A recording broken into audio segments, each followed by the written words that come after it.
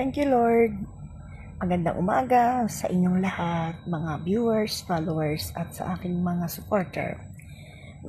Alam nyo, ang sarap pala ng araw-araw ay bumibiyahe. Pagod nga lang, pero ang bilis naman ng takbo ng oras.